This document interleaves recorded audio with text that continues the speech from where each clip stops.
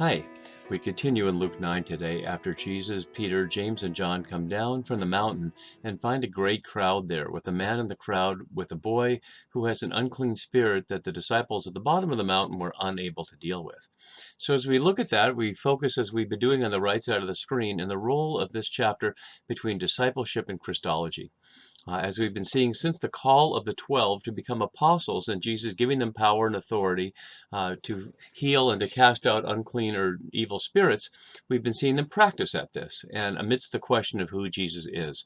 So all the purple elements in this section are where the question of Jesus is at stake, or where Jesus is doing something or saying something, and the green is the disciples' response. And we've already seen that this section is like an apprenticeship or a practice session. The disciples that are now apostles, the 12, are only going out for their first times doing this, and they're not very good at it yet, which is not a fault against them particularly. Jesus doesn't fault them, but something that just takes practice. But it also takes an insight that they don't have yet, which is the depth of who Jesus is, and they won't really understand that till after the resurrection, which is why at the end of the sequence they'll begin the long journey to Jerusalem, where Jesus will confront the authorities, and as he's already predicted once and will predict another time right after this, face into the suffering at their hands, but rise from the dead. So in our passage today, we're down from the mountain, and the disciples at the bottom couldn't do it. As we've been doing, we've been looking at the comparison with the Mark as the origin source and what Luke and Matthew does. And like we saw with the Transfiguration, where Luke's story is much different than Mark's, not only this time is Luke's story different than Mark's, but it's way shorter. It's much more shorter than you can see there, because this is 9.5-point type and this is 12-point type to get this into one column. So if I'd made this into the same size type, it would have gone over halfway into the next column. So really the Mark story is more than twice as long, and is illustrated by the fact that this is 16 verses and this is just about 6 verses, and Matthew's is the same length, although a little different. So what we're going to see here is how Luke is basically taking Mark's story and just giving us the bones and taking a lot of the flesh off it. It seems to be that his purpose is not what Mark's purpose is, which we'll look at briefly, but to give us another illustration in this sequence in chapter 9 about how the disciples don't get it. Whereas in the narrative context in Mark, this is part of what Ched Myers has called the Discipleship Catechism from 822 to 1052, beginning and ending with the healing of a blind person, using stories about other people that illustrate the problems in the disciples' own ability to understand who Jesus is and to follow him. And that's what's at stake in the Mark story. At stake here, as we see, is when they come down from the mountain of Transfiguration, there's already an argument between the disciples and a crowd and some scribes, and the argument is over the fact that the man brought the son to the disciples and they couldn't do it, which is to say, it's illustrating a situation that when one is embarrassed by being unable to do it, one tends to cast the blame elsewhere or argue or engage in some kind of distraction that takes away from the public shame and dishonor here of being asked to do something in the name of Jesus and being shown not able to do it. Not only that, Jesus goes into diagnostic mode and goes into much more detail with the Father about what's been going on. He asks questions: how long has this been happening? And the Father gives him information that, as Myers shows in Binding the Strong Man, is highly symbolic of the bigger picture of the gospel, casting him into the fire, into the water, and the role of fire and water. And that's also not in Luke. And then further, one of the most famous lines from Mark's gospel, as the Father asks Jesus to have pity, and Jesus says, "If you are able, all things can be done for the one who believes." And the man responds famously, "I believe, help my unbelief." A line that perhaps is quoted among people struggling with discipleship just as much as doubting Thomas. I will only believe if I put my hands in the wound, and Jesus says, "Blessed are those who have believed without touching." So the struggle for belief is a part of the story that Luke leaves out. Further, Luke leaves out the part at the end that after the description of what happens, and the Spirit gets a hold of the boy, and it leaves him as if dead, but he takes him by the hand. So it's a quasi-resurrection story there. And then finally, Mark has the disciples ask Jesus privately, "Why could we not cast it out?" And he says, "This kind can only come out through prayer," which is really interesting that Luke is plainly the evangelist who's most focused on prayer and Jesus praying. And we saw that just last time in the Transfiguration, Jesus was on the mountain praying, and Mark and Matthew don't have that. Matthew changes this to something that Mark and Luke have elsewhere. He puts in because of your little faith and uses the example of the mustard seed and say to this mountain, which in Mark is several chapters later and Luke is elsewhere. So Mark leaves all that out and Matthew runs with his own conclusion here, but Luke leaves out all that. All the part that's in bold here is not in Luke, as well as the parts that are underlined that are in Matthew and Mark, but not in Luke. So only the parts that are not bolded here are the parts from this long piece that Luke has there. So as we see, he leaves out all that and just leaves it to the bare bones. So another aspect, a couple things that make this special to Luke. It's part of a remote male-female pair and a complicated one. So you saw earlier how Jairus' daughter and the bleeding woman were a pair. Jairus is the man and the bleeding woman as adults. And we also saw how Jairus' daughter was a pair with the widow of Nain, so a woman with an only son and a man with an only daughter. But it's also linked with this man's son, all by the description of the only son here, what we see here in verse 38, linking back to the widow of Nain's son and to Jairus' daughter. So an interestingly complex remote male-female trilogy here rather than just a pair. Another thing to look at as we look at the big picture, and we'll look at it more in the detail as we go, is the number of symptoms that each evangelist lists from the person.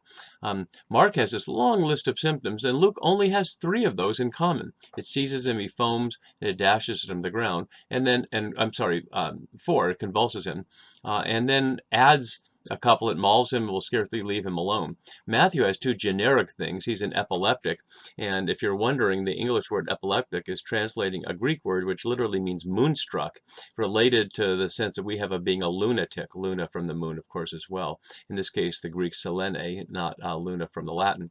But in either case, that's what's being put here as an epileptic. So Matthew gives a final diagnosis rather than describing the symptoms, and again, suffers terribly is generic. We don't know how he suffers. The only symptom he describes in detail is falling in the fire and off into the water. Whereas Mark has this incredible list of details here of what happens to this boy, and each of those could be looked at as a symptom of something that is going on that Mark thinks is important to understand the story. But Luke leaves most of those out. So let's look back at our initial comparison as we go through the story here in a little detail. So it starts already with a major difference on the next day, which suggests they've spent the night on the mountain. And if we go back in the previous verses, it said that Moses and Elijah were leaving. We saw earlier back here, just as they were leaving. And then we heard the voice in the crowd and Jesus was found alone. And then all we have is on the next day. So we don't know why or how, but apparently they spent the night on the mountain. And we don't know anything about the other disciples down below. What are they thinking? Are they scared? Are they worried about them up on the mountain? Did they sleep at all at night? There's a lot of possible suspense and drama there that's left out based on this little phrase. But that's not where Luke's focus is. So when they'd come down from the mountain, a great crowd met him. And this is returning to the sequence we saw in 9:18 before they went up there, and before the great omission where Luke skips over big chunks of Mark from the middle of chapter 6 and Mark to the middle of chapter 8, and then picks up as we've seen.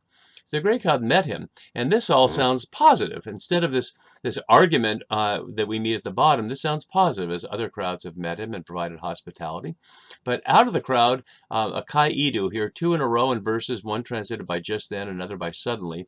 And as we've noted throughout, the New RSV, for whatever reason, almost never translates the kai idu as and behold, which is what it literally means. So, and behold, a man from the crowd shouted.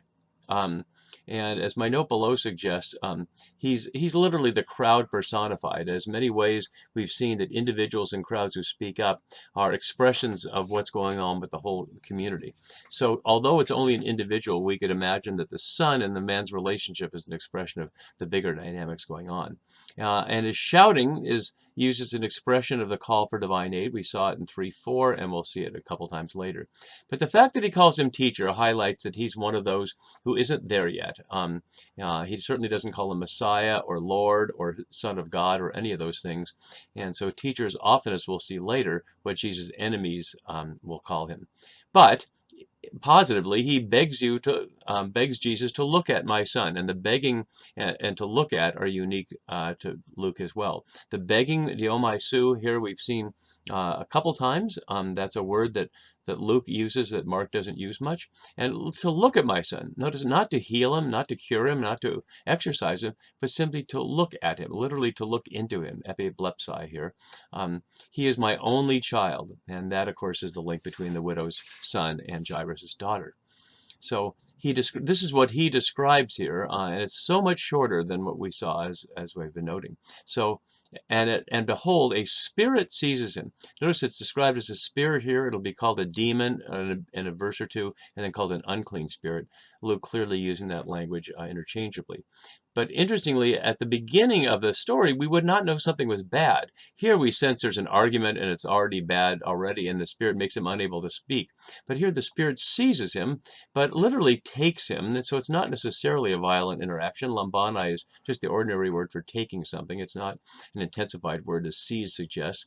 So a good spirit could take somebody too, just like the Holy Spirit took Jesus into the wilderness to prepare for his conversation with the devil. So we don't know it's negative yet until here. And all at once, emphasizing the suddenness, he shrieks, krazo, first here and used 2 more times in Luke. And notice how it's just an entirely different element. And the fact that in Mark he's unable to speak, seemingly to make any sound at all, now he makes this sound.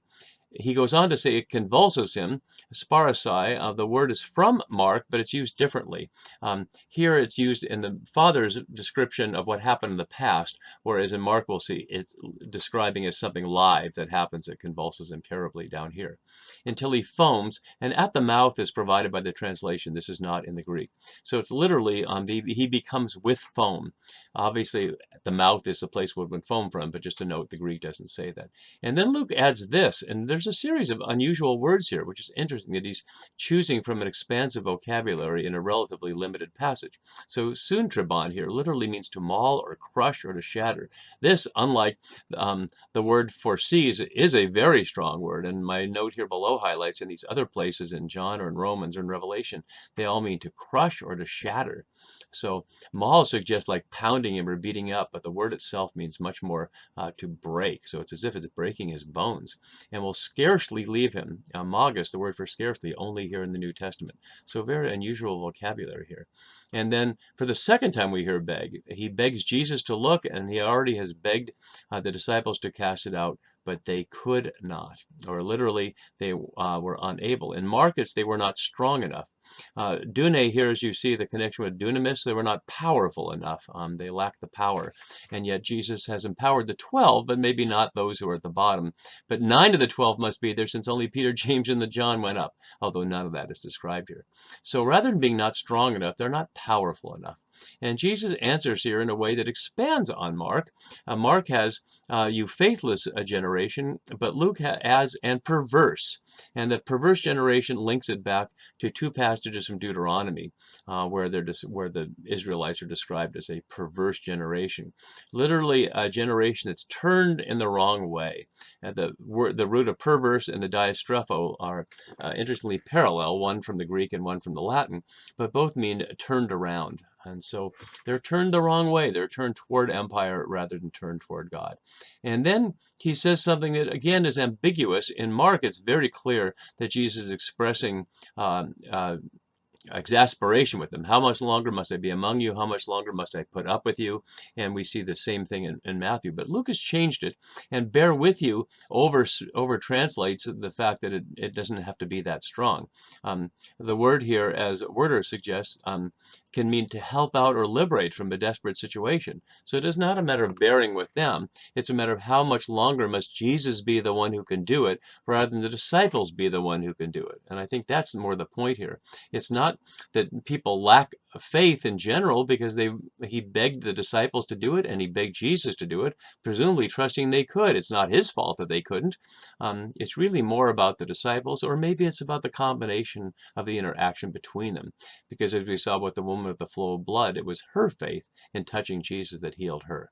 So he says, bring your son here. And just as we saw in the Transfiguration, the simultaneity of while they were still speaking, other things that were coming, here we see another example that while he was coming, now named as a demon, and we've seen a number of demons throughout here, dashed him to the ground. Regnomy is the root word here.